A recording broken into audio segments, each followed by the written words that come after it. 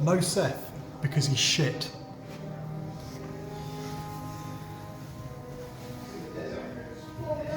That's why they only get half a shelf. Three Grots in a Vox is intended for a mature audience. This means there will be crude language and discussions of adult themes, especially if we're talking about tactical marines or Gabriel's Seth. Viewer discretion is not only advised but encouraged. All opinions are our own and often given for humorous purposes. Any advice is given largely for entertainment purposes and could probably be ignored. But if you do learn something useful, count it as a win. Good evening, nerds! Welcome to the latest episode of Three Middle-Aged Men Talk Bullshit, or Three Grots in a Vox, getting started with Aeldari and beating them too, because we feel like doing that, and I've been on the Eldar train for a while. Actually, you know what? Now I think about it, fucking Aeldari, stupid name. That's not what they're called. They should be called what they should be called. So let's call them what they should be called. There we go. Brilliant. That's the name. I like it. I mean, literally no one calls Space Marines Adeptus Astartes, so there's that. Yeah. Oh well. People have started calling Dark Elder Drakari, though. I've noticed that.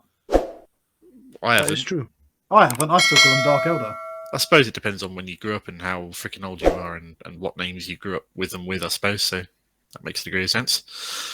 John, as I understand it, knows fuck all about New Eldar so far, because he hasn't had time to do anything yet.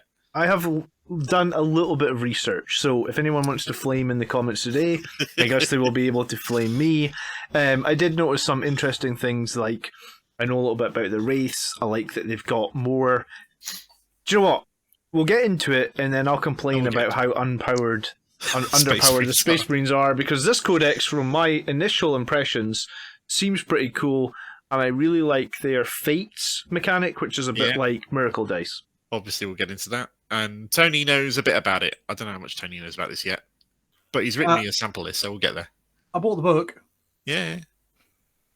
I haven't finished reading it yet, but cool. I had enough time to have a good whiz through. Just to address the elephant in the room, yes, I am dark at the moment. People that might know me know I'm photosensitive. At the moment, I can't bear any light whatsoever. It just causes me to go blind and pass out. So, yeah, I'm having to use a bit of Eldar art. Well, I'm not using the Eldar art. I am here because apparently 2 glowing dots in the darkness is better than the Eldar art.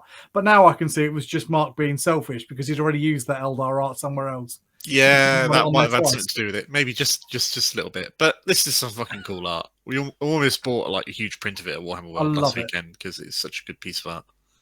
This was the second Ed Codex cover, wasn't it? Yeah, it was very cool. It was all black and white inside as well. It was just nice bright front cover. But hey, there we go. Right, so the Eldar army. From the top, what does it do? Who is it? All of its special overviewy shit. So, step 1, as John has already mentioned, it's got a weird-ass mechanic called Strands of Fate, which is a psychically seeing in the future version of the Sisters of Battle Miracle Dice, where you roll a bunch of dice at the start of every battle round, and then you pick which dice you want to keep, and some dice do saves, and some do charges, and some do advances, and wounds, and hit rolls, and all this sort of stuff, and each one you keep, you get to spend throughout that battle round, and it counts as an auto 6 towards the dice roll that you use it for. And if it's a multi-dice roll, like a charge roll, which is 2d6, and you put 1 dice into it for a charge roll, then only one of those dice is a 6, and you got to roll the other one. And they count as if you've got 2 charge rolls. What? You can roll. You can just pick 2. If you've rolled, see, Strands of Fate means you roll 6d6, and any that are like a 2 would be your charge rolls. If you roll 2 2s, then you could have 2 6s and put both of them in, have a 12-inch charge. No, you can't. You absolutely can't. You can only use 1 Strands of Fate dice on any one roll, no matter how many dice are in that roll. Are you sure? Positive. Absolutely. 100%. All right. Sorry, John. Go on. Well, I mean, I was going to say, because if you could do that, that makes a deep strike charge very, very reliable if you could take 2 of them. But the other thing I was going to say is those dice rolls, would they, when you get weapons and stuff that say, do additional damage or do additional mortal wounds on an unmodified roll of 6, these would count as an unmodified roll of 6 because... They explicitly do, yes. The rules explicitly say this roll is treated as an unmodified roll of 6 in black and white, which is cool. There is a way to get a guaranteed charge that involves you spending a Strands of Fate dice on a charge roll and getting a +2 from a psychic power, at which point you roll the extra dice and the minimum is 1, so therefore you guaranteed a roll of 9. But that's there. So Strands of Fate you can use on an advance, a charge, a psychic test, a hit roll, a wound roll, or a saving throw. So if you want to stack them all up on saving throws and be ultra resilient, then you can do that depending on what dice you roll are. But you can never quite guarantee what they're going to be from turn to turn, so you've got to stay a bit flexible with them. I think there's a lot of power swing in that mechanic. Yeah, you're not wrong. Battle focus is move, shoot, move. It's not quite as horrifying as it sounds because after you shoot, you can do a battle focus roll if you've got the battle focus ability, at which point you roll a d6, and that's how far you can move. If you're going through terrain, there's a -3 to that dice roll. So if you want to put your toe into cover, shoot through the obscuring terrain that you're in, and then step out again, it's really unreliable. So don't rely on doing that. But still, move, shoot, move is incredibly powerful, and you're still really, really mobile. So there we go. Hello. My wife has just come home from her art class, and I'm filming. Move, shoot, move. Pistols and assault weapons only, right? Yes, that's right. See, I did do some homework. Flamers beware. Jump back behind cover. Which is cool. There are ways in which you can get automatic 6-inch moves, automatic relics to make your warlord move 6 inches backwards and forwards. There's a couple of ways you can fiddle with it, but that's what battle focuses does. You can go forward to get a little bit more movement out of it. You can come backwards and jump out of cover. It's all sorts of broken. So 2 cool new mechanics then, I guess, that regular Aeldari never really had before, right? Move, shoot, move they've had for a while, but this is kind of a new version of it, a new incarnation for a new codex.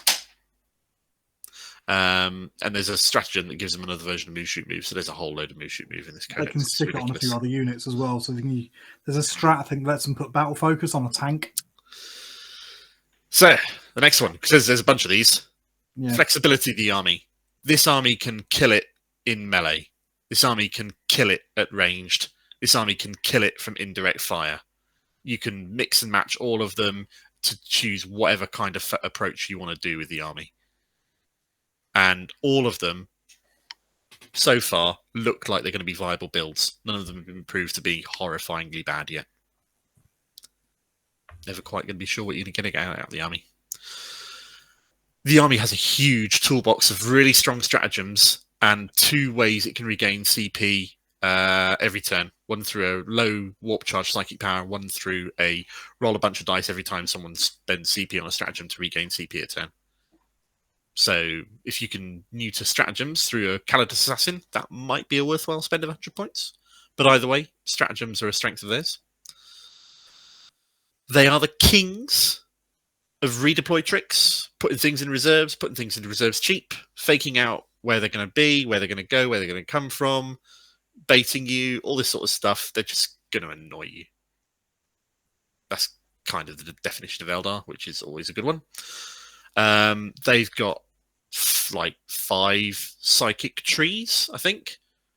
One that their Farseers can have, one that their Warlocks can have, one that their Farseers can kind of have if they want, one that the Ynnari can have, and one that the Harlequins can have. And they've got a whole load of psychic buffs they can give them, so psychic powers are very tasty for them, but they're still not quite on the same level as Grey Knights in terms of volume of psychers. It's just what they do is very targeted and where they go. And they hit really hard. They're really nasty. Their las cannon equivalent, the Bright Lance, does a base damage of D3+3. That seems to be something that they've just done across the board to every codex that came after Space Marines, right? I remember hearing you mention that you think that las cannons are going to go that way in the next codex. I'm hoping. I mean, I don't see any way las cannons are viable if they don't.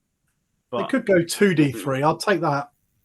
yeah, I'd take that. I'll as take well. 2D3. I'd actually take flat 3 over the D6. Yeah, well. Yeah, it's fair. the other defining trait of the Eldar is they mostly can't take a hit. They're mostly toughness 3, 1 wound bodies. There are a few notable exceptions which are resilient as fuck, but generally speaking, they can't take a hit. Yeah, I mean, we'll debate that later in this video, I think, when we start talking about Wraith Blades. Like I said, mostly. Phoenix Lords. Few key exceptions. Yeah. So bottom line, they want to hurt you. They want to hurt you hard, and they want to hurt you from being hidden one way or another. They're the kings and queens of the Alpha Strike, and they want to do it from not being hit in the first place. So if you want to beat them, then good things to do are try and hit them first before they can hit you, or work out a build and a strategy whereby you can take their first punch, weather it, at which point they've maneuvered to a point where they're all exposed and in line of sight, and you can hit them back. Is kind of what I'm thinking with them. So that's my overview of Eldar. What do you guys think? Yeah, I think so. On you go, Tony. I don't know, it seems pretty comprehensive. Yeah.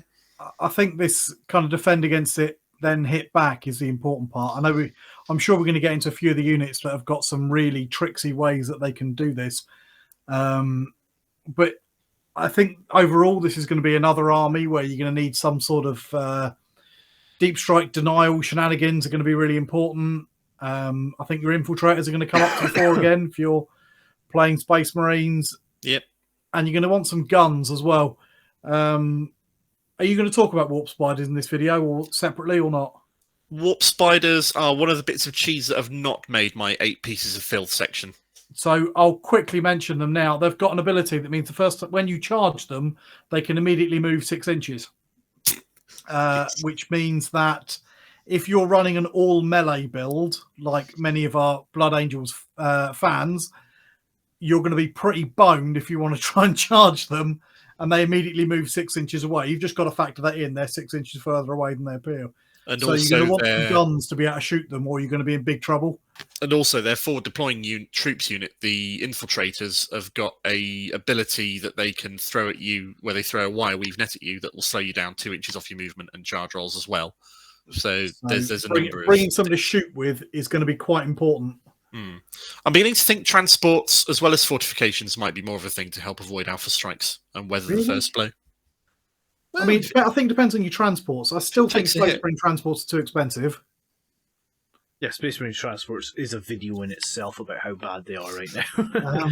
Can I ask a question though? Because you guys have obviously both gone through the codex. I've heard a little bit. I did a little bit of research. Do you think this book either is strong or does it suffer from codex creep? What's your initial impression? The book is very powerful, but it is not without its weaknesses and ways to exploit it back again. There's a general opinion in the influencer community that seems to be that it was going to be an OP Drakari level codex, but then they did a last pass at the last second where they upped a whole bunch of points and tweaked a few key rules here and there to make it not quite Drakari level broken, not quite one of the Tau big level ones broken, that they not quite supposedly added Custodian in was level this little addendum to battle focus for terrain. Because originally in the early playtester versions, with your battle focus move, you could immediately just jump straight back into terrain. Yeah. But the little addendum here, which means that you subtract 3 from your battle focus move, makes it a lot less reliable when you want to be jumping in front of things than behind things. And that wasn't in the playtester versions. So goes the story, as well as a few points increases. So I sort of agree with Mark on this one. I think this is an army that if you're a really good player, then this could be really oppressive and incredibly powerful. However, it's an army that really rewards being a good player. It's not something like some armies that you just turn up with the right list and then you blow everything up and you win. There's not so many builds like that, it seems, with the Eldar.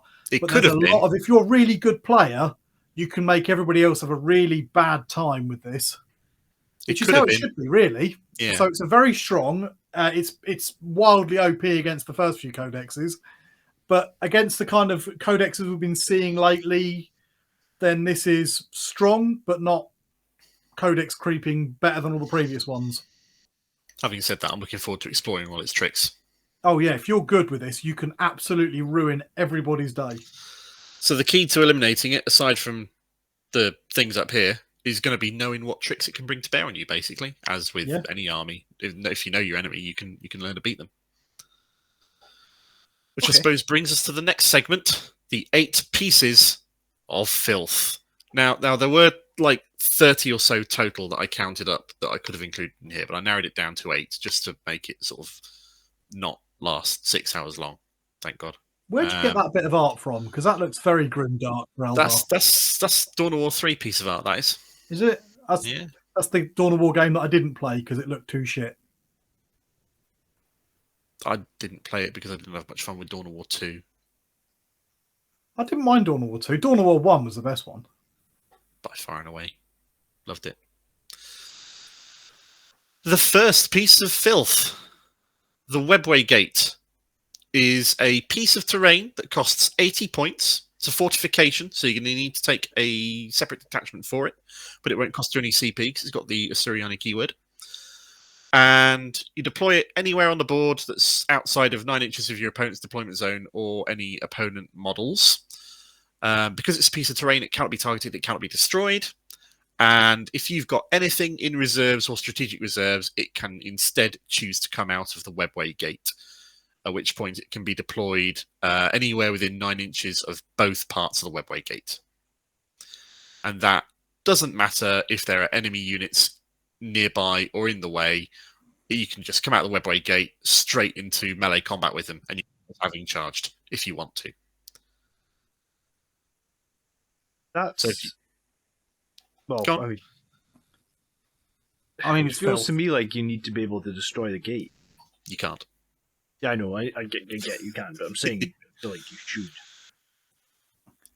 Everyone's been concentrating on the kind of coming out into melee aspect of this, which is very powerful with like unit of Wraith Blades, or you put the Avatar on there. But something that I haven't heard anybody talk about but struck me was if you do it with Fire Dragons and then you upgrade them with the Exarch power of Burning Heat, that means that you can come out within 9 inches, meaning that you auto-wound with all your shots. Yep. Fire Dragons have a 12-inch range on their melter guns, and they do melter-level damage at full range rather than half range. And they're strength 9. They're strength 9, not strength 8. And you can upgrade them so that they auto-wound. Yeah. It's expensive, it's 25 points, but if you've got a big unit of them coming out and auto-wounding with all their shots... Can I ask a question? At D6 plus 2 damage, perfect. That could be bonkers. So I haven't seen all the new stat profiles and stuff, but the thing that used to really worry me was the Wraith Guard, right? Because they've got like strength 10 minus 4 flamers. Or They don't anymore. That's gone. No, they've still got them. Well, they're not flamers. They're not flamers. They don't auto hit anymore like the old flamers used to. Okay, but what's their profile now on the Wraith Guard? Because can they still fall back and shoot? No, but they can shoot in combat, except with the ones, ironically, with the what were flamery sort of guns, because they've got blast. So the guns you're talking about are called D-sides. They're 12-inch range, assault D6, strength 10, minus 4, 1 damage, blast, and a unmodified 6 to wound, inflicts a mortal wound on top of. Holy crap.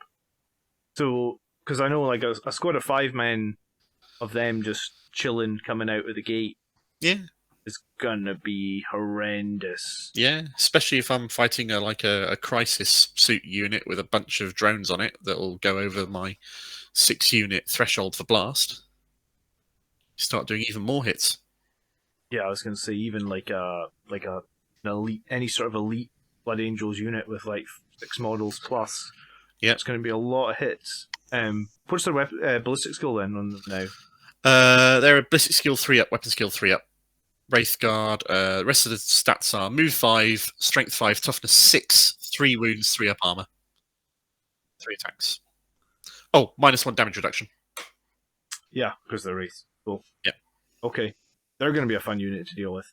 Oh, they're going to be horrible. Are they in your 8 pieces of filth? Or? A version of them is in my 8 pieces of filth, yes. Have you picked the Wraith Blades then? Yes. Yeah. And the Avatar is a bastarding melee combat. The difficulty is always going to be walking him up the field, which is why I've put him in here with the Webway Gate, because if you plonk the Webway Gate on a midfield objective, Then you're just saying, you want to have a go at this objective? Come on. The avatar's on the other side of this gate. Come on. Walk forward. I dare you. Double dare you. What's the rules for placing the gate? The rules for placing the gate are you place it in deployment in the same way as you would do infiltrators with forward deployment stuff. They don't. It can be next to other pieces of terrain or any nonsense like that. It is a piece of terrain, so it does have to be 3 inches or more further away from another piece of terrain. So potentially, and it's a fairly big bit. But someone pointed out that although you always see it put down like that, like it is in the picture, as a big gate, there's nothing to say that because it's two halves of the same thing that you can't put them right next to each other to give like a cross shape and make it a much smaller footprint. And also make it a lot easier to put your unit within 9 inches of it when it comes back out. Rules as written, there is nothing to say you cannot do that. Which is, if somebody did do that, then, that's disgusting. That is borderline cheating, but technically they're not. It's a bit like when you bring down a drop pod and you bring it down open or closed. There's no rules on what you must do. You choose, right? Exactly. Like, here's the thing. Could you bring down a drop pod and open 2 of the doors? Like, there's no rule that says you couldn't bring it down and just open 2 of the 4 doors, right? There was an FAQ that covered this, but it was an 8th edition FAQ, and it's not been replicated or duplicated anywhere at all in 9th edition. So I would say if it's not in the Space Marine Codex now, it's not a rule, I would guess. The rule from a previous edition. Yeah. So you could place this some janky way. Yeah. So instead of being like that with a pair of arches, you'd place 2 bases next to each other, like that. And then you take up much less space and you can get it in a much smaller spot. There is one major counter to the webway gate that behooves you knowing about, and that is the fact that the Infiltrator's 12-inch deployal denial ability does work on it. So if you put a unit of Infiltrators, or anything with that Omni Scramblers ability in the middle of a webway, then nothing can come out of it. At all. Clever. Also, if your opponent places a forward deployment unit where you want to place your webway gate, then you can't put your webway gate there because it can't be anywhere within 9 inches of an enemy model or an enemy deployment zone. You know, if we go back 6 months, maybe even a year, we thought Infiltrators were possibly the best Marine troop choice. Stuff like this, stuff like, like the recent Tau Codex and stuff really makes me think that maybe Infiltrators are moving back up on that tier list. I had a game against G Steelers the other week. We put them at the top of our troop tier list. And then since then, you've sort of bumped them back down because you prefer Incursors now. But no, they've always been at the top for me, and they still are. And all this sort of stuff's just reinforcing that they are the best troops choice for us, I think, as Space Marine players. Okay. So there you go. There's the webway. Piece of filth number 2. Yeah, but they didn't have one at Warhammer World when we were there. That's true. Otherwise, I'd have bought one, which was really annoying. Is there an army there? Isn't there an army there? You can't quite see it. It's a bit see-through. It might be there. It might not be there. Ooh.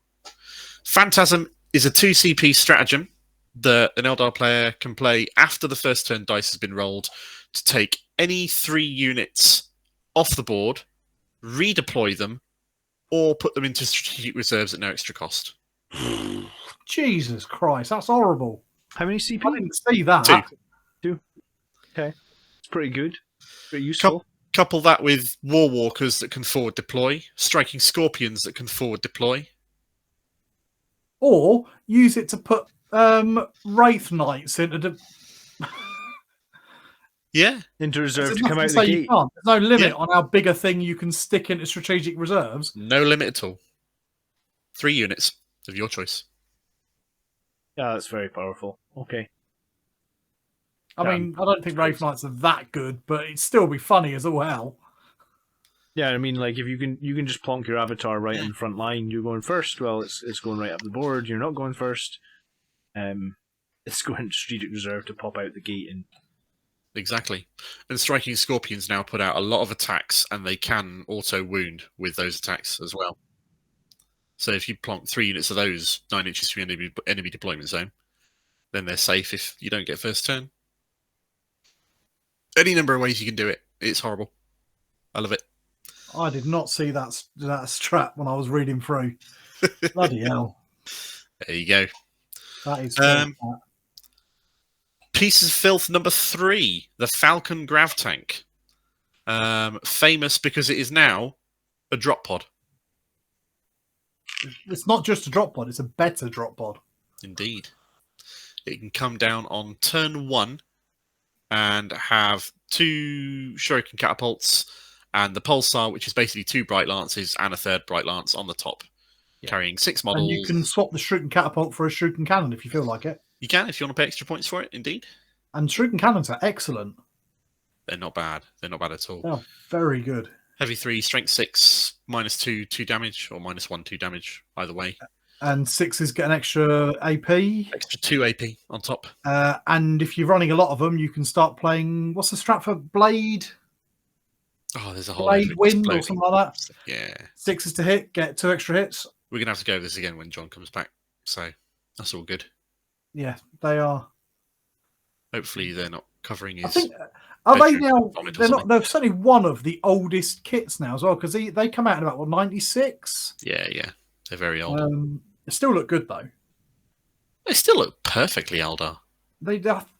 I think a lot of the Eldar stuff's really old, but some of it really has aged well. And I think they're vehicle kits, because this came out with the Viper. And it's also really sold out at Games Workshop as well, because of you what can it run can do. 3 of these. So just briefly covering that again, these are drop pods. They can carry 6 people, and they can carry 3 Bright Lances. And a Shuriken cannon, if you want. And what's the deal? You have to deep strike them, or what? You can can deep put them into strike on reserves, turn 1. and they can come down on turn 1, disgorging up to 6 models. Okay. And they have the large pulse laser on the turret is basically 2 Bright Lances in 1, but with strength 9 rather than strength 8. And you can put a second Bright Lance on the other side of the turret for 3 Bright Lance level It's got shots. pointless AP, but it's still AP 3, so who cares? I was going to say, yeah. I mean, Bright Lances are D3 plus 3. Yep. Yep. And so is the Pulsar. And points wise for this Falcon Grav Tank, you're not looking at much either. It's about 150. Yeah, I think 160. I think. Don't know, but yeah, they're super cheap. I think people are kind of missing just how broken this is, because what it means is if you're running 3 of these, you can put a huge chunk of your army, 3 good units of Aspect Warriors. Mhm. On turn 1, you've got no reason not to put them into strategic reserve, because if you've got turn 1, great, they come down, do what you're going to do. If you haven't got turn 1, then they're completely immune to any kind of alpha strike. 140 base, 160 with a Bright Lance. You know, Wow. They are immensely, immensely powerful. There's no reason for them to be able to come down on turn 1. As cool as it is, they did away with all the turn 1 deep striking for a reason. But the only thing it can't do, the drop pod can, is it does count towards the limits of things you can put in reserve at the start of the game. Phantasm breaks that, but this doesn't. Yeah, they are superb. They are an absolutely brilliant unit. I can't believe that they're not going to get FAQ'd at some point, because they are a little bit broken. We'll see. I don't know. We'll see on that one. But I'm just saying that before people start rushing out to try and buy 3 of them. Do it. I'll laugh when it gets nerfed. They're a pig to put together, this kit. It looks good, but it's a pig to put together. John, you look like you want to say something? I'm just sort of like looking at another codex thinking, fucking hell. Like, how do we even start fighting this? Yeah, just go back to the Falcon for a second. It's 30 points more than a Ravager, but it's got all that deep strike shenanigans. It moves further. It is tougher. It can transport, and its guns are slightly better. I'll take that for 30 points. And if you pick the right Craftworld, it can have a 6-up invul save, which you can auto pass with the Strands of Fate dice. Can you still, what are the spirits? Can these things get spirit stones? All Or? Spirit Stones means it acts as double the number of wounds, which means you need to get it down to 1 wound remaining to get on its lowest wound track. Even at 2 wounds, it's on its mid-bracket. Spirit Stones do that. Crystal Targeting Matrix is you can ignore all modifiers to the hit roll when you shoot it. Star Engines give it +3 inch move. And the Vectored Engines means once per game it can do the battle focus move, shoot, move thing. I think I'd probably put, if I was going to put something on it, I'd put the Spirit Stones. I think they're the best thing on there. I think the 3 inches extra movement when you can move 16 is pretty worthless. The battle focus for move, shoot, move is nice because it means you can jump out and potentially jump behind cover. But it's a lot of points. It's once per game. Battle focus is the same. D6 movement for this. That's right. D6 movement after you've shot. Yeah, that's not going to be enough to get back into cover with a tank. No, that size. it's not. You can. There is a stratagem that lets you move an auto 6 on your battle focus roll. Oh, cool. Which is obviously as a It stratagem. does mean you do though it that you once per can touch phase. cover and then jump back out of cover. Yeah. So you can touch an area of terrain so you can see through it and then move back away from that. Okay. Yeah, I mean, that's pretty good. Yeah, I mean, I'm flabbergasted. 140 points, to be honest. So it gets 3 shots of D3 plus 3. Yes. For If you points, upgrade you it want that. to Bright Lance. Okay. I mean, I was upset about Plague Burst Crawlers a few weeks ago going down in points. At this point, I think Space Marines literally need every single points cost in their codex halved, and then we've got a battle on our hands. Like, geez, okay, let's move on. That is pretty filthy. I'm glad you included it. No worries. It's worth being aware of. Howling Banshees. You can have a unit of 5 of these for 18 points each, so 90 points for a unit of 5. They can go up to 10. These are disgusting because they have an innate ability to advance and charge. They have a move of 8. You can obviously give them a auto advance of 6 if you want to, using Strands of Fate dice if you've got it. So that would give them a move of effectively 14 that they'd still be able to charge off.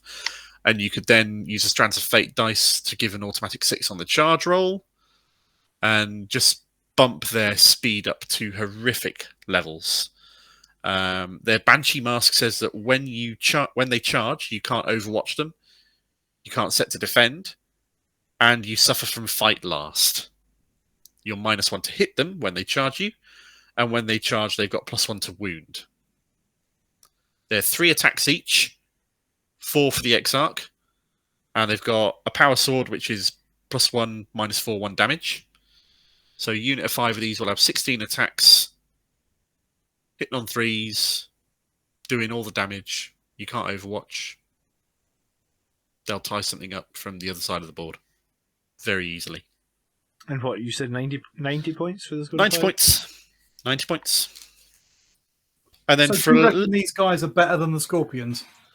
they do a slightly different thing to the Scorpions. They used to do a very different thing to the Scorpions, but with the buff to Scorpions, they're a bit better against armoured targets. They've become a lot more comparable. Scorpions have to start closer. These can start further away. If you want to spend a nice, handy little 15 points to upgrade your Banshee Exarch, then your Banshee Exarch gets an extra wound, an extra attack, and you can give her 2 swords instead of 1 sword, which doubles the amount of attack she's got.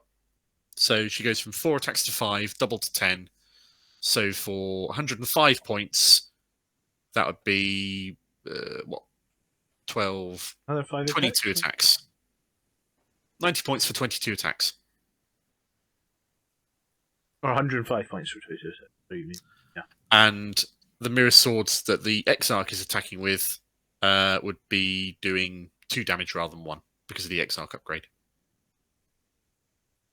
Yeah, sick. Can they have any other options weapon-wise, or is that just it? The Exarch can instead carry a massive spear glaive thing called an Executioner, which is +2 strength, 2 damage base, that could then be upgraded with the Exarch upgrade to 3 damage. But would do less attacks. Instead of doubling attacks, it would just do her regular number of attacks, which would be 5 at that point. You see, I quite like the Graceful Avoidance upgrade for Banshees. 20 points, everybody gets a 4-up in them. So just very briefly... it's only in melee, but... Exarch upgrades they're kind of the Eldar's version of like Chapter Master upgrades or Chief Apothecary upgrades. You can give them to an Exarch who is like a sergeant or leader of a Aspect Warrior squad, and it gives them a buff, and that buff can only exist in the army once, but there are 3 different buffs you can give to each particular type of aspect warrior.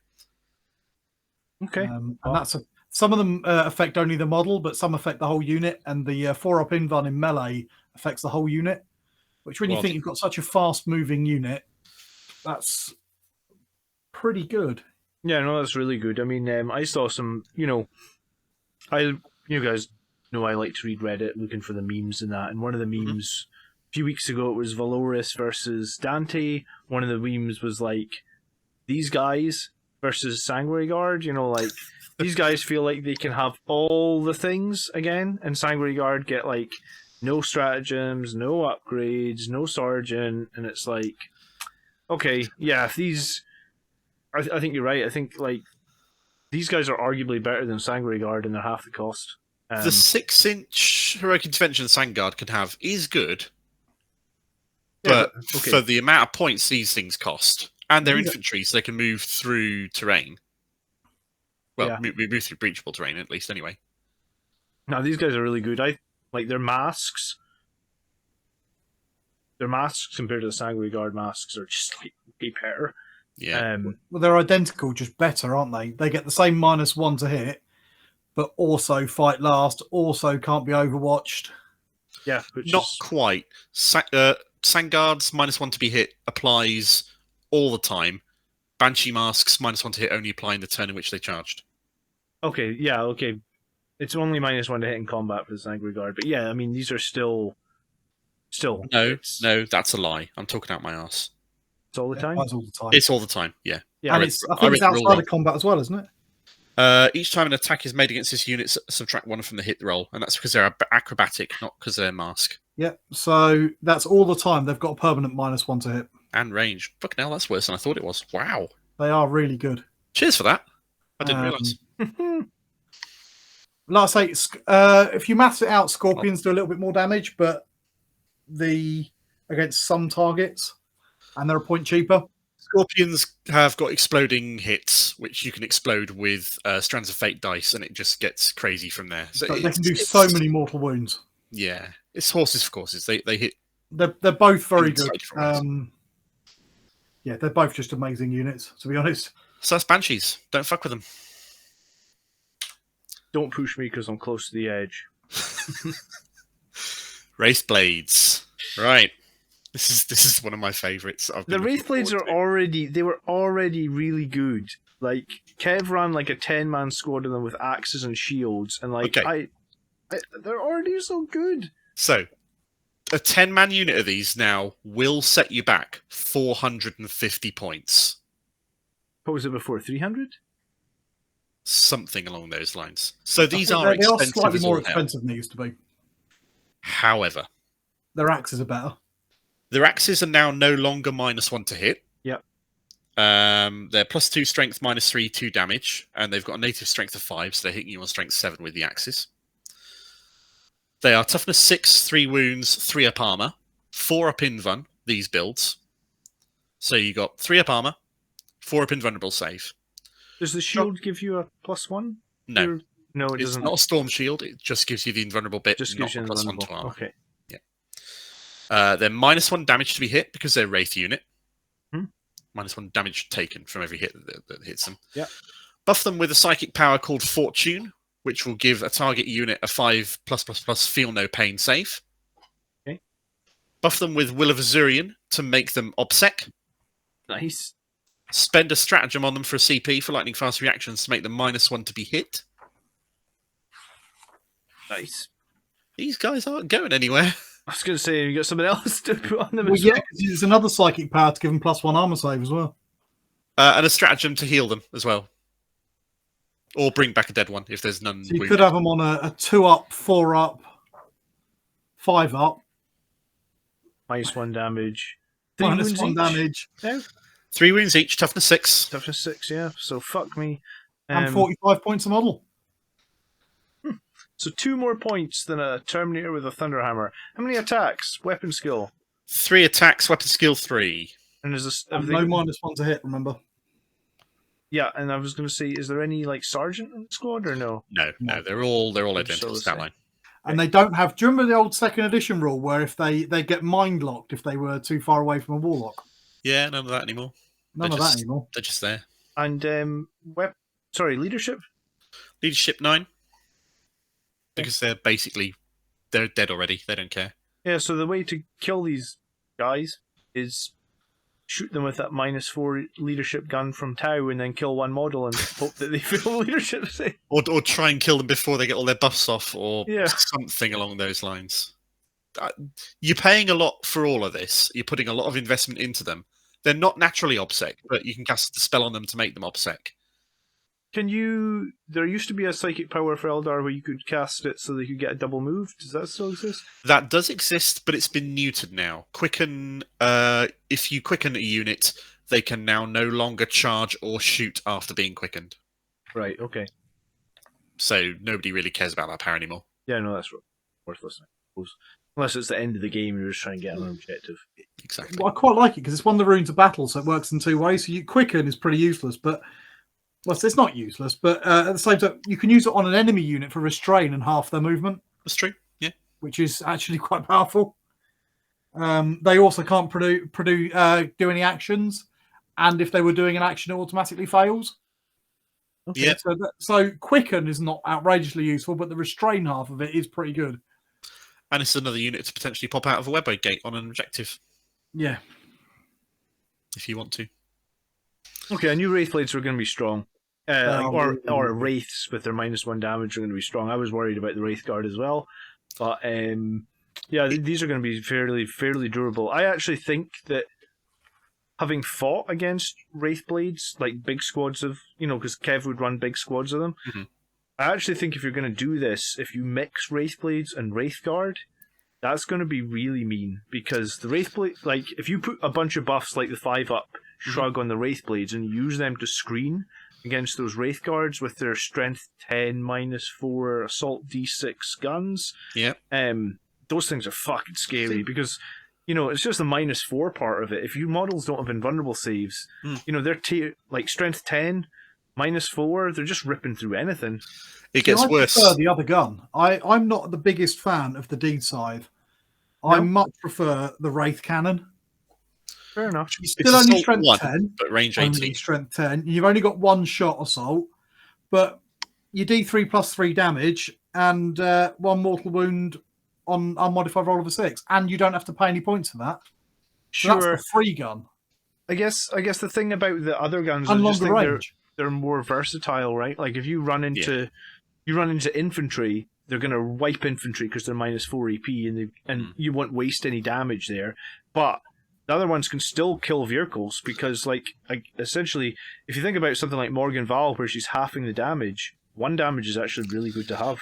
I agree with Tony. We got enough in this list that can do D3 + 3 damage with the Bright Lances that are cheap and easy to spam. I think the scythes that do Assault D6 are a little bit more tasty. Plus, the Will of Assyrian power does something for shooty Wraithguard that it doesn't do for Wraith Blades. As well as make the unit OBSEC that it's cast on, Will of Assyrian also lets the unit shoot and perform an action in the same turn. Oh, nice. Okay. You said you agree with Tony, but you actually agree with me. And you actually the opposite. Yeah, I like the Wraith Cannons because to me it's like, how many D3 + 3 guns can I spam in an army? I like the D scythes because we've got tons of D3 + 3 for other things. Yeah, you've got tons of D3 + 3 on those really cheap transports. So yeah, exactly. Yeah, mix it up. Okay. But right, to be honest, they're both good options, which means that it's a good unit, if that makes sense. Okay. And there's nothing to say you can't mix it. Yeah, one of the other reasons I like the Wraith Cannons is they don't have blast, which with their new rule of being able to shoot in combat means that they're so tough. It's like, I've charged them, but you didn't kill them, and now here's 5 strength 10 shots in combat. I get you. I think they John used to be able to fall back and shoot with no penalty. They can no longer do that. Well, they can with the strat. There is a strat that lets you, for 1 CP, you can fall back and shoot or fall back and charge. For 2 CP, you can fall back, shoot, and charge. Okay. Man. We're going to make him cry.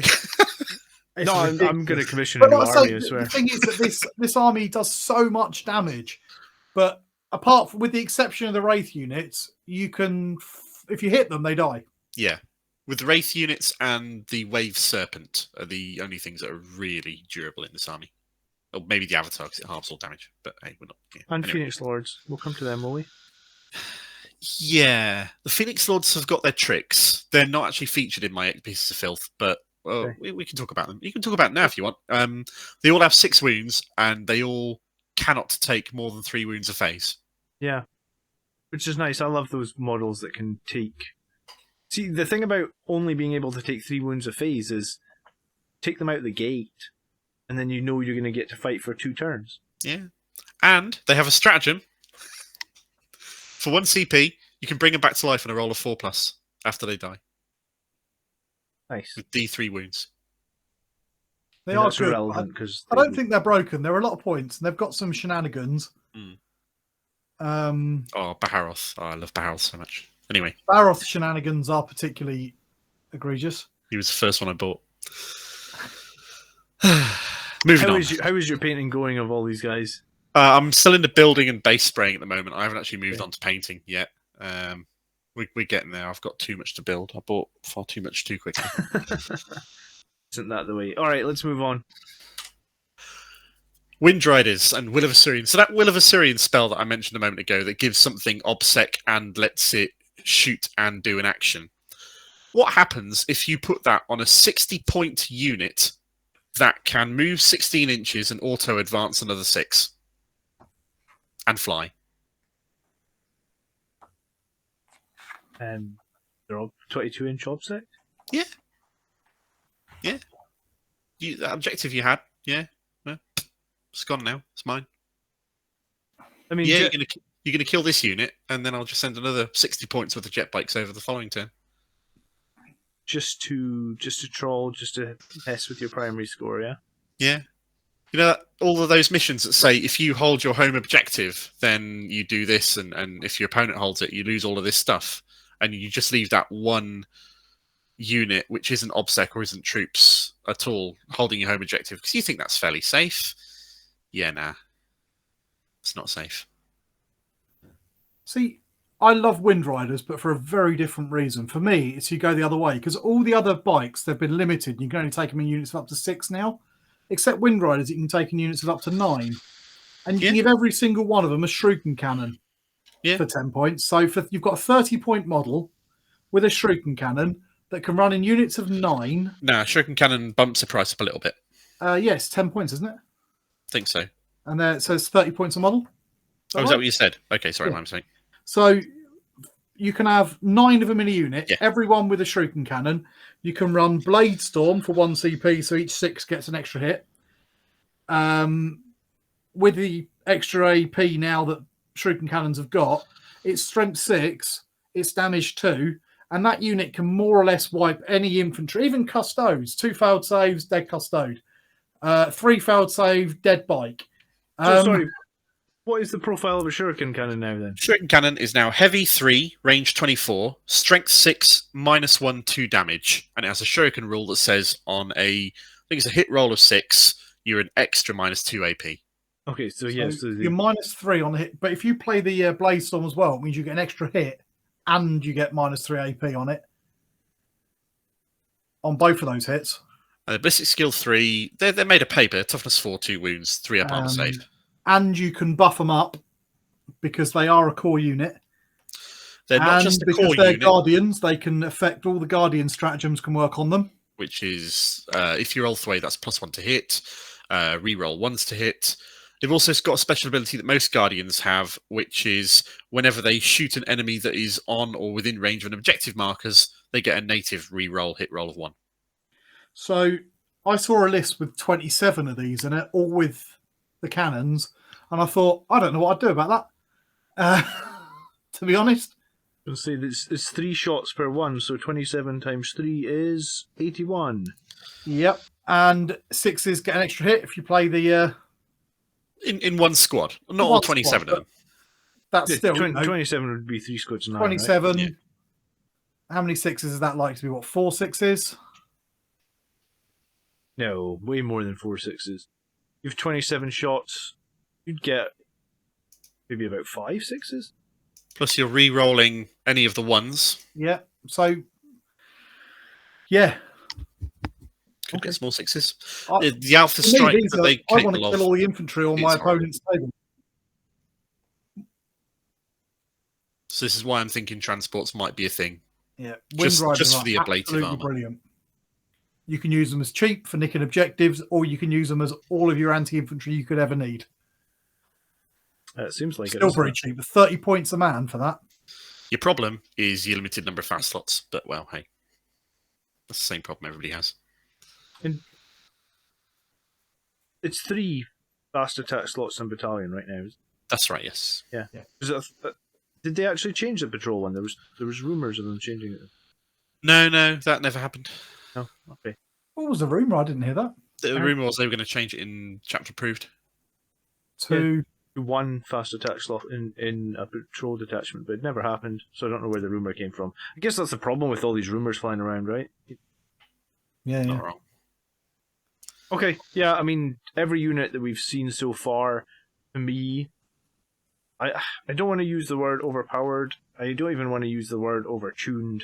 I just want to say, like, they're very fucking good, aren't they? Like, I was saying to Kev today, big Eldar player at my work, I was like, Kev, been looking into some of this Eldar stuff, and it seems like they're pretty fucking good. And he was like, oh, well, the Eldar are immortal space aliens. And I was like, sure, Kev. Yeah, whatever, mate. Like, it seems like your rules have got pretty fucking good, and then Kev obviously was like, well, I've been beaten a lot in the last few years. I'm like, yeah, whatever, fuck off. Gotcha. Alright, Wraith Lords next. These guys The were Wraith bad Lord. before. They're very not bad now. So they have moved into the elite slot. So elite is now a very crowded thing for Eldar, as it is with a number of other armies. The Wraith Lord is native. He's like 100 points, 105, He's not expensive. with 2 shuriken catapults and fists. Give him a sword. Give him a pair of bright lances.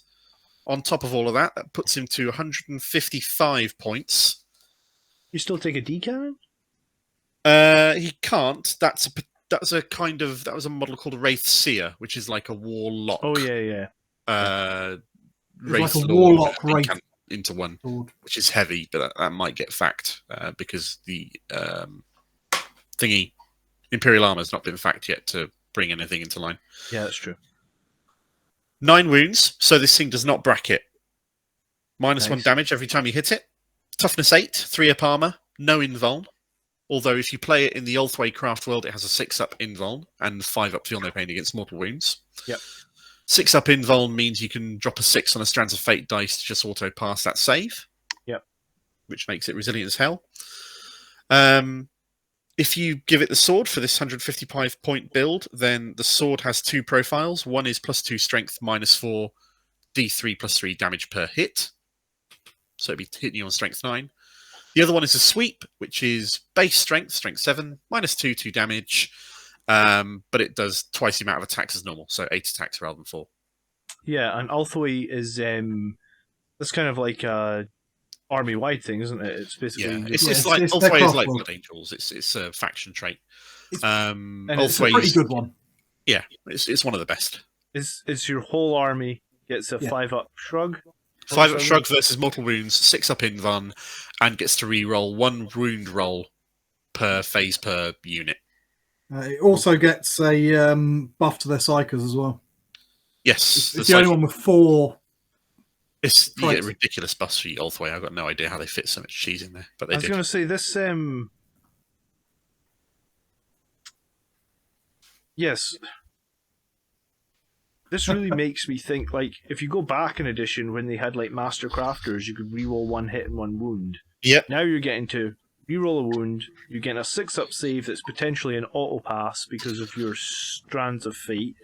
Getting the 5-up shrug army wide against mortals, and we know mortals are a big problem. And then, the other psyker buff as well. It just seems like in an edition where you're rewarded for having units surviving on the board, holding objectives, doing actions, being in board quarters. This is fucking... I'm swearing too much. This is very strong. The right thing in the right place at the right time on the right unit is all about is what Eldar is all about. It's putting the right buff where it's needed to respond to the right thing in the right place at the right time. Yeah, They it's are nice. very, very good. But with the exception of the Wraith units, everything here is made of paper. These are the few things that are resilient. You know, you sound a lot like Andrew keeps saying to me, like, Tau only get one phase, they can do damage. And I was like, yeah, sure, they only get one phase, but it's a fucking insane. Wipes your whole army. You know, like, they're made of paper, but it doesn't really matter because they just Tau kill aren't you. made of paper. Tau are made out of fucking adamantite and blow everything up and are now better in melee than Blood Angels are. And really mobile as well. And really mobile. And cheap. The eighth and final piece of filth for my little selection here is one of the more gross and disgusting pieces of indirect fire the Eldar army can have. Support weapons is a heavy choice. You can take it in units of 1 to 3 models, and it can be equipped with something called a D cannon. Yes. D cannon has 24-inch range. D cannon has strength of 12, heavy D3 blast, -4 AP, D6 plus 2 damage, and every wound roll of 6 inflicts an additional mortal wound. Okay, and how much points for a squad of 3? I think it's 195 points for a squad of 3. Does that ignore? Do you say that ignores line of sight as well? It ignores line of sight. The only weakness it's got is the 24-inch range, which isn't amazing, but let's be real, it's still pretty decent. Like, if their only weakness is a 24-inch range... Yeah. Well, and they're quite squishy, but This is your crisis suit killer. They've got a ballistic skill of 3 up. They also have the Guardian keyword, because they're crewed by Guardians, so if you take them in the Ulthway Craftworld, their special stratagem is Guardian unit gets +1 to hit for the turn. There is a general Eldar strat that says Guardian unit gets reroll once to hit for the turn. So you're hitting on 2s, rerolling 1s. Strength 12, -4, D6 plus 2 damage. Blast, heavy D3. Yeah. They will kill crisis suits pretty easily, I guess. I guess any roll of a 2-up on your damage is killing a crisis suit. And shoot them a little bit with shuriken cannons beforehand to get rid of some of their drones, maybe.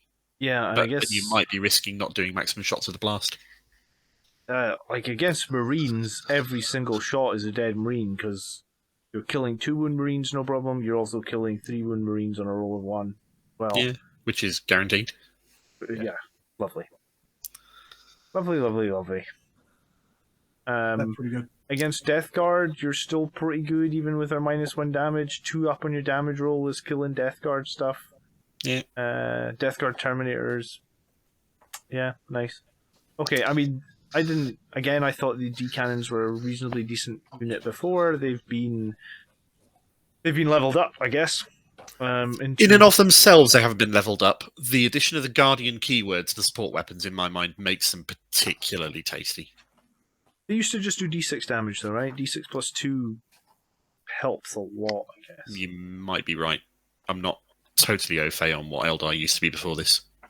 I'm like 90% sure that it was just D6 before. Yeah, that's fair enough.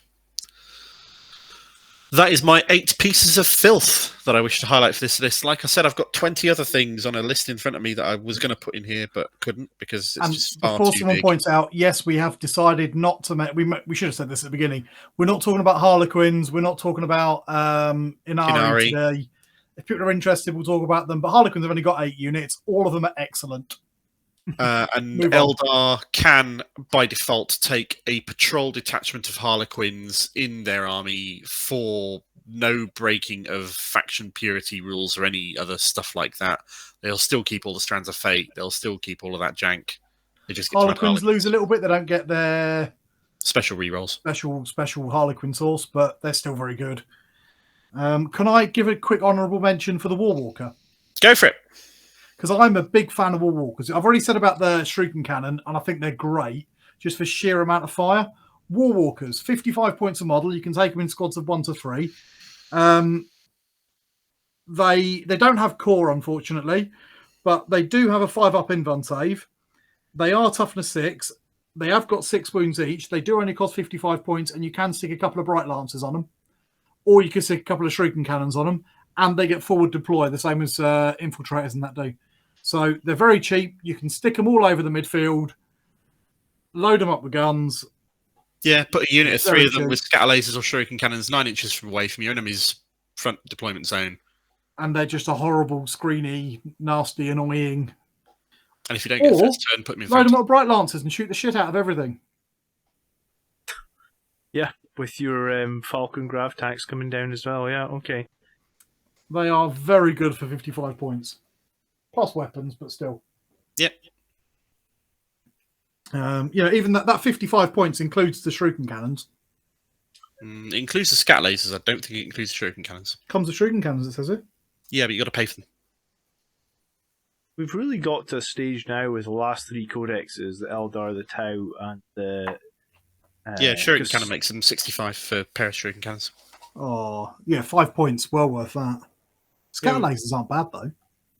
Have we got to a point where Alpha Strike is just getting ridiculous again?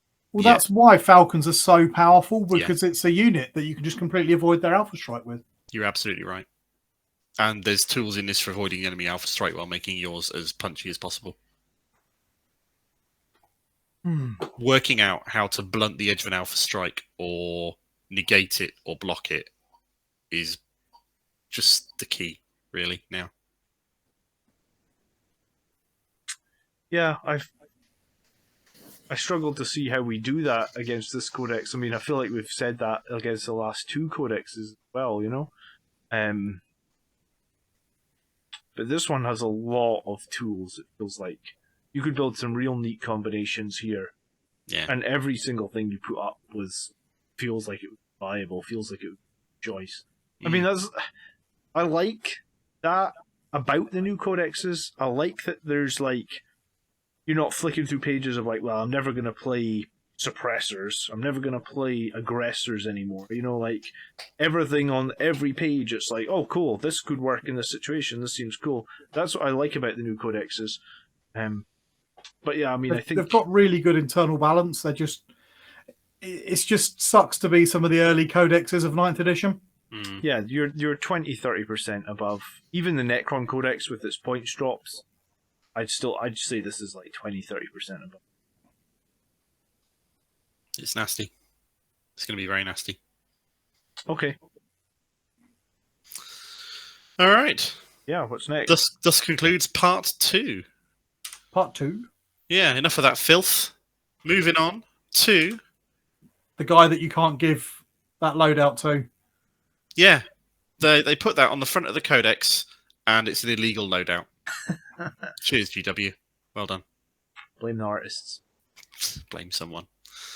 Tony came up with a sample list for this. Tony, talk us through. Okay, so was this meant to go first? So I've put together an Iandan list. I'm not sure it's the most competitive one, but I thought this would be fun. I thought let's double down on kind of a Eldar 1,000-point thick city kind of build. So I've started us off with a Farseer with a Singing Spear. That gives him a little bit of anti-tank and a little bit of shooting. Walker of Many Paths gives us an extra roll for our Strands of Fate.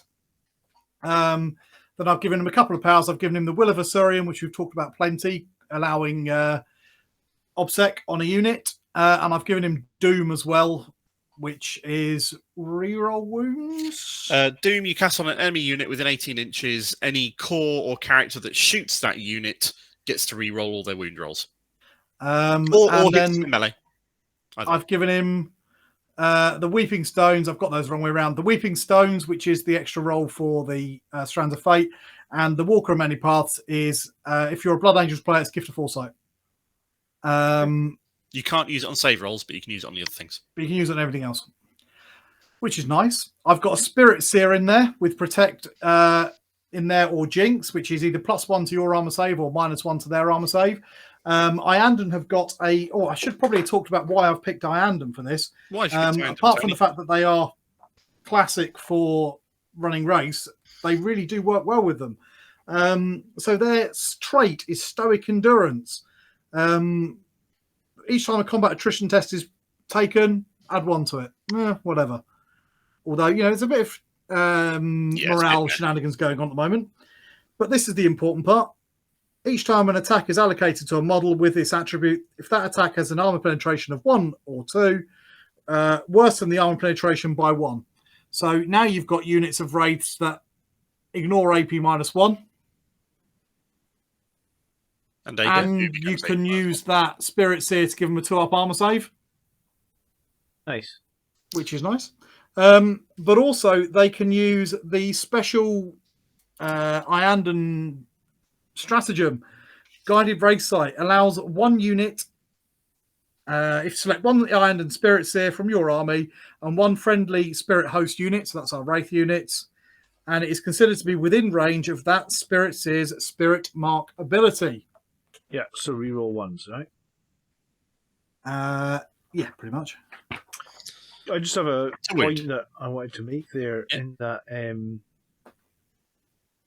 it's not just ignore -1. If you give them the +1 save, so they're saving on a 2, then on -2, they can -1 off that, right? So they'd save on 3s? Yeah, it's still saving on 3s. Yeah, so that's... And which, because you're minusing 1 from the damage, it means that heavy bolters are literally just as effective as assault bolters. You might as well shoot them with normal bolters rather than heavy bolters because it makes no difference to us. Yeah, a heavy bolter will wound them on 5, it'll have no AP, and it'll do 1 damage. Yeah. The Spirit Seer does something else as well. Spirit Seer... Oh, go on. There's a stratagem that allows you to heal a Wraith construct for D3 lost wounds, but if you've got a Spirit Seer within 6 inches, it just automatically regains 3 wounds. Yeah. So they're really quite handy. And being able to give a unit the Spirit Mark to reroll wound rolls of 1. If you've got those strength 10 guns, that's pretty tasty. Yeah, so you're pretty much guaranteed. Anyway, moving on then. I've got 3 units of 5 Rangers. The reason I've got 3 units of 5 Rangers is because they're the cheapest troop choice, and the Wireweave Net is quite a nice little thing because you can forward deploy these, which is always annoying for your opponents. But then the Wireweave Net, once per battle, when the bearer's unit is selected as a target of a charge, you can select the bearer to activate the Wireweave Net. On a 2+, the charging unit suffers D3 mortal wounds. Until the end of the phase, subtract 2 from the charge rolls.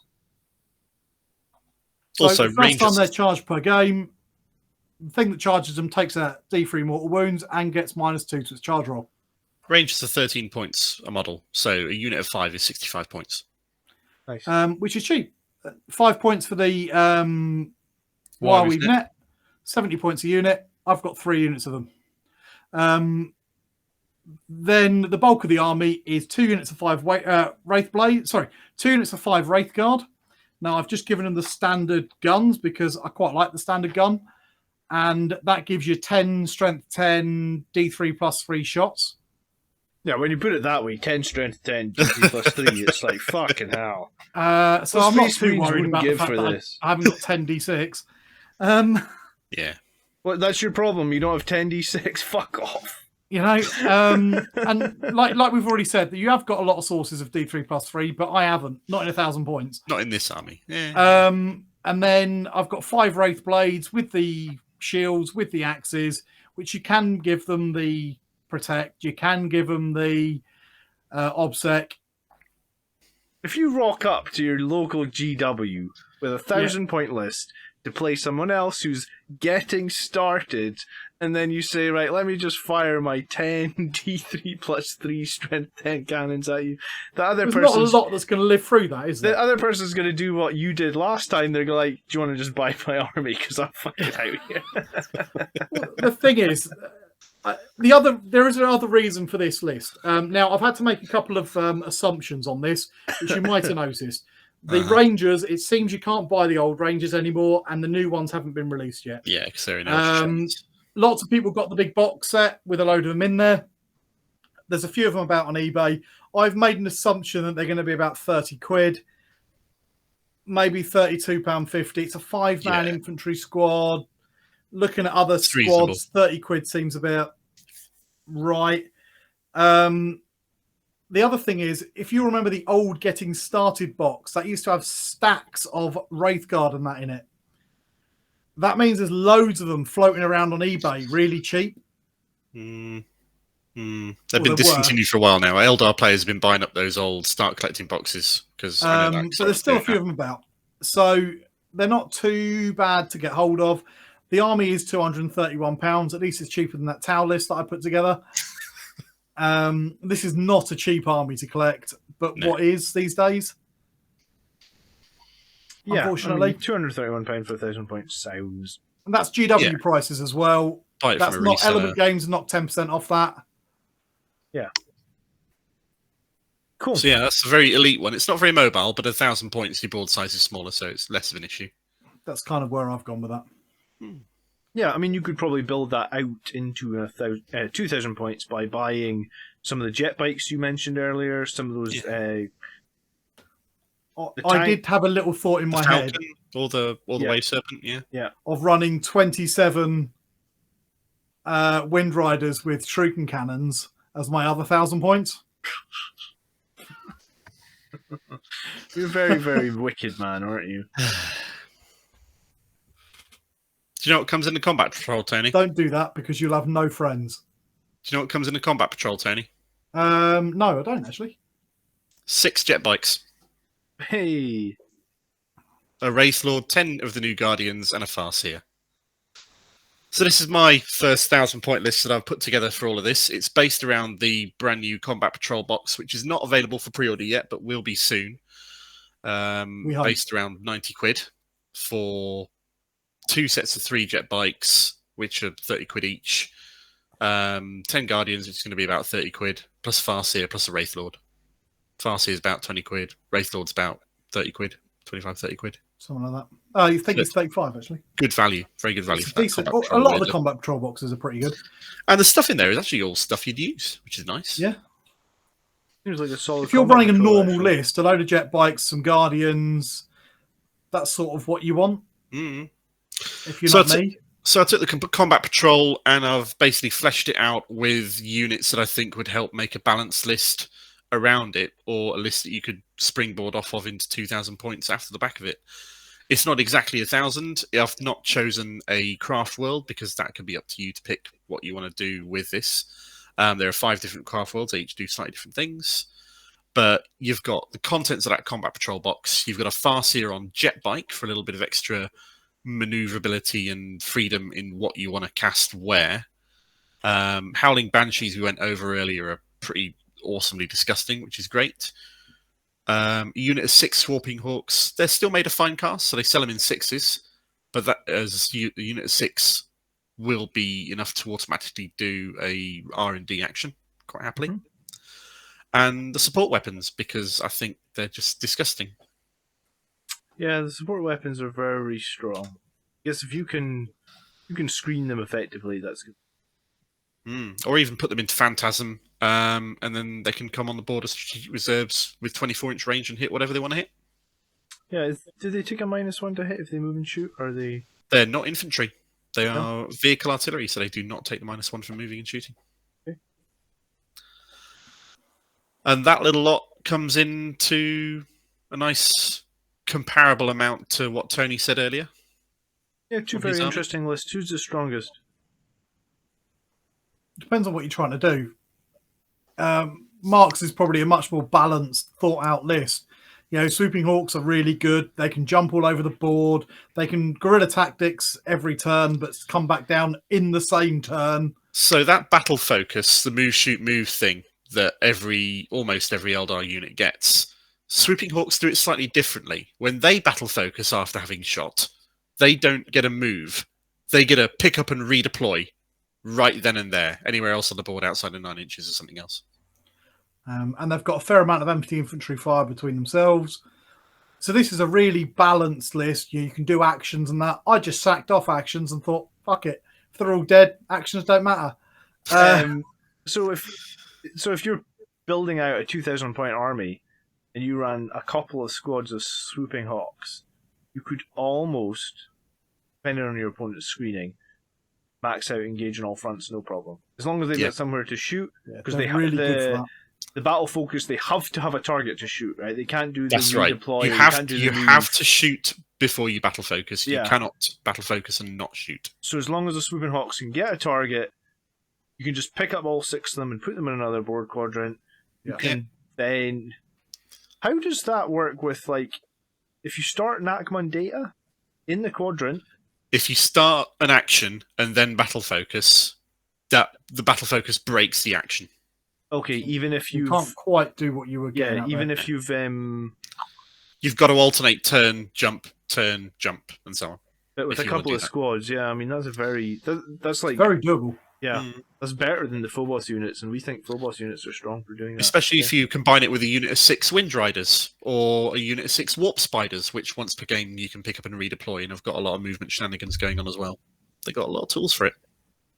Nice. Okay. So yeah, there you go. That's my focus on Eldar. It's not been a deep dive to cover literally everything in the Codex, but it's enough to give a taste of some of the nastiest shit that you may encounter out there now that the Codex is out in the wild. Cool. I think that's a good... I think there's a lot to get into, obviously. But thank you so much for putting the slides together. It seems like it's an eye-opener for a few people, I would have thought. Going through everything they're capable of is going to take so many games just to get to grips with every little tool that they've got and every little bit of jank they've got. It's going to be wonderful. And scary. Okay, well then maybe in 6 months' time we can do a deeper dive. Tell us all the janky stuff. Is Eldar now your main army for a little while, or what's the plan? It's a co-main army. I've been wanting to do a non-imperial army for quite some time. I've just been waiting for the right army that tick my boxes to jump in and do it with. Because I love my Blood Angels, I love my Raven Guard, but just doing them all the time has felt a little bit samey. So wanting to do something a bit Xenos, Chaos just doesn't fit with me. So I've been figuring to get going with these. And since I basically own all the Blood Angels that I want, and I know how Blood Angels are and what they do, Eldar are now my focus for the immediate future. If only because they're new things to explore. Okay, well maybe at some point we can get you on my channel and we can have me smash my head into you. I don't know. You play a lot more games than I do, dude. Yeah. And by the time we actually make it up there to play a game, it'll be 10th edition anyway. Or at least Space Marine 2.0 will come out, and then they'll be wildly overpowered again. I don't even know how they can fix Space Marine. There's this rumor of the 2.0. Like, how do they even fix us? Well, if only they were doing something weird where they were marketing something strange and Space Marine at the moment, like they did today on Warhammer Community. Yeah. I think they just give us back all the shit they took away from 8th to 9th, and then all of a sudden we'll be back on the top of the pile. I don't know. Space Marine's toughness 5, -1 damage reduction. You know, transhuman across army wide, yeah. Or mini transhuman or something, yeah. Yeah. Fuck knows. I don't know how they can balance this, honestly. I did see a MetaWatch article last week that said Blood Angels have a 32% win rate in the last couple of tournaments, and I'm like, okay. The beefing up of the wounds is all well and good, but the beefing up of the offense of everything else comparatively has just made it pointless. Yeah, 3-up armor save might as well not be there half the time. Toughness 4, 2 wounds makes no difference. 1 wound or 2 wound. I saw someone the other day suggested that to make tactical Marines work better, take away their 2nd wound but put them back down to about 13 points. Because it won't make much difference in their kind of survivability against a lot of targets these days, or a lot of things that are going to shoot at them these days. Yeah, I'd agree. And then tacticals would get some game time, because right now they get none. Yeah. Well, I think they're just letting Space Marines chill for a little while, and people can fan gush over other things and spend the money on other things. It's nice playing Blood Angels and not everyone assuming that I'm, power gaming. We are so far from power gaming. It's at the moment, we weren't. When Blood Angels came out, we were on the top of the meta. Yeah. For what feels like a nanosecond, but sure. Yeah, thanks, COVID. Yeah. Okay, so this week we're looking at the pile of, do I say gory, or do I actually say glory? I thought about leaving it as pile of gory, just to honour the legacy of Tony there, but then I thought, no. Okay. Absolutely not. It is a pile of glory. It absolutely should be the pile of glory. That is what it is. There we go. Perfect. Who's up first? Is that a Ghostbusters reference on there? Maybe. Yes. A little bit. So yeah, last weekend, Tony and I had our long-awaited trip to Warhammer World for the 25th anniversary of Warhammer World itself, which was all cool. They had a load of games going on in the main hall. We went round through all the displays and stuff, and Tony took all of the pictures because he hadn't seen most of it before, which is really impressive. What do you think, Tony? Yeah, some stuff I had seen, but there's been a lot of changes since the last time I went. I think we worked out while I was there. The last time I've been in there must have been 2012, because that's when they did the big refurb. I like that picture of you leaning on the leaderboard because you can't really see in the picture, but that's Mark at number 1 on the leaderboard. Top of the leaderboard. He was absolutely winning using his Eldar. My score was so low with the Space Marines that they didn't even bother putting it on the leaderboard. Mm-hmm. I scored less than a third of the points that Mark did for that game. It's a custom game. It's just rolls and dice. But yeah, Eldar outscored 3 times the number of points. Question: you didn't drop any Thunderhawks at Warhammer World this time, did you? I didn't. They wouldn't let me pick anything up these days. They fenced everything off. We couldn't find the one that he broke. We didn't see that. No, I was upset about that. The old Ultramarines chapter, the whole chapter with the Thunderhawks, and is no longer there, it seems. Okay. I don't know where it's gone, but maybe it will come back out one day. We saw plenty of Blood Angels. Yeah. We saw plenty of not Blood Angels, but there we go. There's a whole load of Blood Angels, including all of the Blood Angel special characters, and a little section for the Flesh Tearers down there at the bottom. And is that you in Bugman's, or where are you guys? That's us in Bugman's, yeah. Yeah. All of the shit that we bought. Beer. That was the big pile of shit that we got. It wasn't all of the shit. We then went back and bought more shit when we got more texts off people saying, "Can you go buy me an Inquisitor as well, please?" Yeah. We spent so much. We got all of the free bollocks they were giving away if you spent like 300 quid. So, fucking hell. We got all of it. Nice. And then they gave us another bag full of stuff when we left as well. It was pretty... which is really cool, actually. It was, actually. I'll tell you what, the tickets are about, what, £10 each or something? Yeah, expensive. And the bag of free shit that we got given at the end was worth a tenner. They got some beautiful art prints in there. Oh, that looks awesome. We've got some nice art prints, a few bits of bats, of like badges and objective markers and all this sort of stuff. Well worth a tenner. And absolutely. You got accosted by some Discord members, I heard. We did. We met Mike, who recognised Tony's voice as we were waiting outside, and he was talking loudly in his very distinctive baritone, or whatever it is, and in the came rain. over and said, "Hey, yeah." Nice. We took the obligatory in front of the rhino picture. Yeah, I'm surprised you didn't buy a can of red spray in the shop and just start fixing that damn rhino. No, but we did cover up the Ultramarines markings with our carefully placed cells. Well, that's something, yes. So that was Warhammer World. Nice. Beyond that, I haven't had much time for hobby myself, but as you can see, John and Tony have been getting some shit done.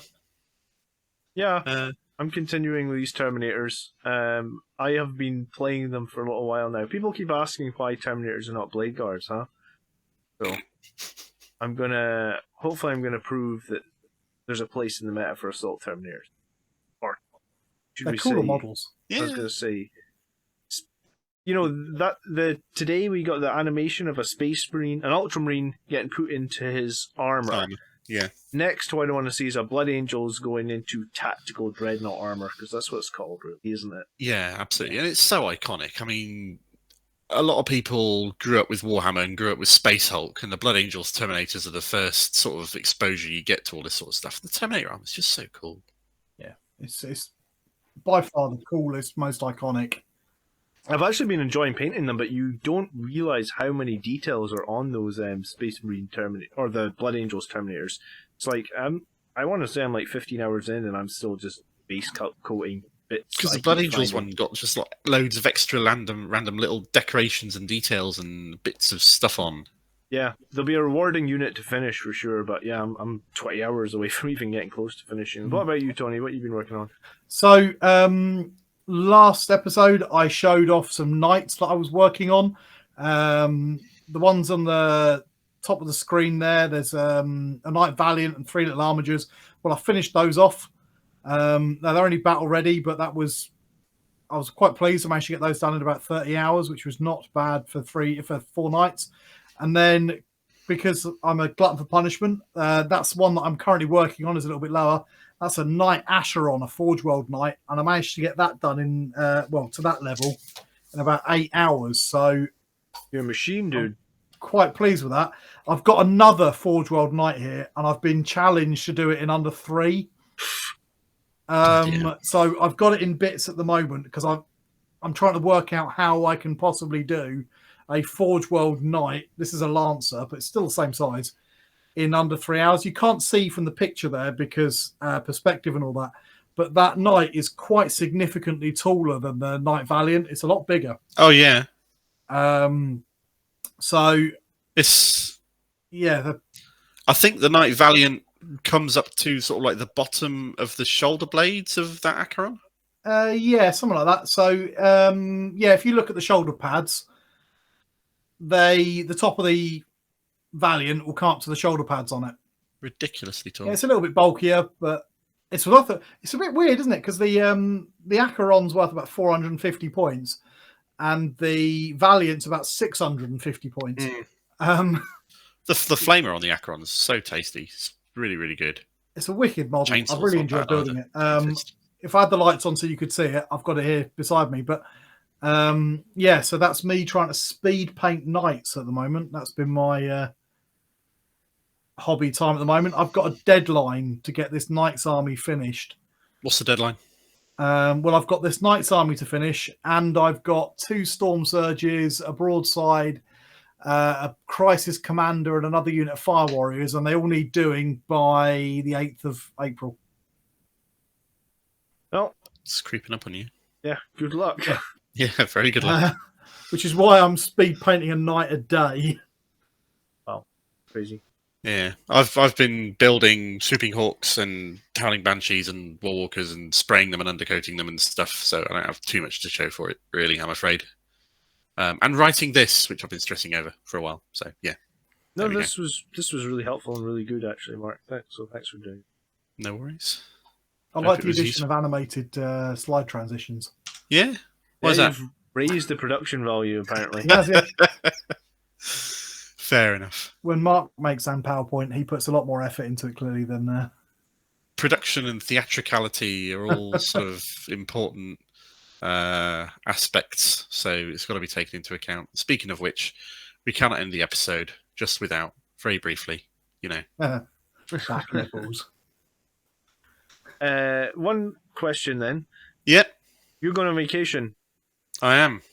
So we will probably have our next episode with just me and Tony. We're going to figure out something exciting. You can talk about all the things that I will rant horribly about or dislike or something. I don't know. God knows. I think Or it'll be your best episode ever because I'm not in it. I doubt it.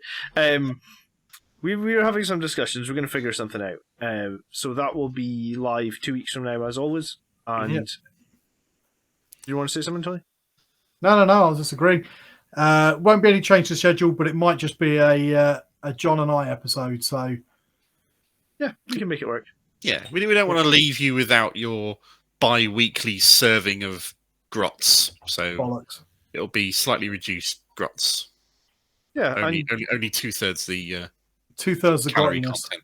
What's the song? 2 out of 3 ain't bad. I wanted to say, if you have enjoyed today's video, it would mean a lot to us if you would like it, if you would consider subscribing if you haven't done that already, and you can share your video with a friend if they are thinking of getting into Eldar or they have questions about Eldar.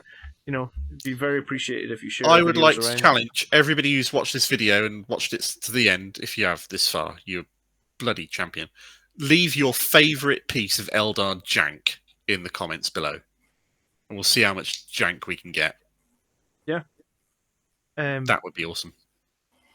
And also, which army do you think was stronger, Mark's or mine? I mean, you can, but we all know whose army it was, so you don't have to do that. Don't break Tony's heart. It'll be right. I mean, maybe at some point, a cool video in the future down the line would be some of these 1,000-point getting started lists actually battled against each other. We could do a kind of mini getting started 1,000-point tournament, couldn't we? Oh Christ! Yeah, I would have to take get a while to do. Yeah, it would take a while. It would. And it would also involve a lot of driving across the country, but maybe one day. Indeed.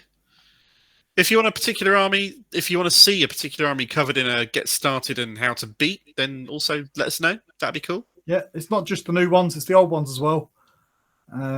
Which probably will be the old ones. I don't think we're running out of new ones. I've got no interest in buying new Tyrannus Codex, and we have no idea when that's going to come out. It'll probably be about another month. Yeah. So we'll be doing some different content. So if there's something you want to see us look at in depth, then leave it in a comment as well. Indeed. Thank you very much for your time and your attention, everybody. Much appreciated. Cheers, Tony. Cheers, John. Bye-bye, everybody. Doodles.